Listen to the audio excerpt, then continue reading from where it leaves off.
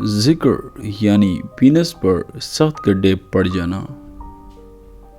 عموماً ادھیر عمر کے بعد بعض لوگوں کے ذکر میں سخت قسم کے گڈھے یا گانٹھیں بن جاتی ہیں۔ یہ ایک بیماری ہے جس کا ذکر پہلی بار ایک جنرل سرجن نے کیا۔ ان گڈھوں کی وجہ سے ذکر کا تناؤ یعنی اریکشن متاثر ہوتا ہے اور آہستہ آہستہ ذکر کا تناؤ جاتا رہتا ہے۔ جب تھوڑی بہت اریکشن ہوتی ہے تو فرد کو نہایت تکلیف ہوتی ہے، لیکن تکلیف کی وجہ سے فرد مباشرت نہیں کر سکتا کیونکہ اسے شدید جسمانی اور ذہنی کوفت ہوتی ہے۔ ابھی تک اس کا کوئی مؤثر علاج دریافت نہیں ہوا، لیکن یہ بیماری بہت ہی کم ہے۔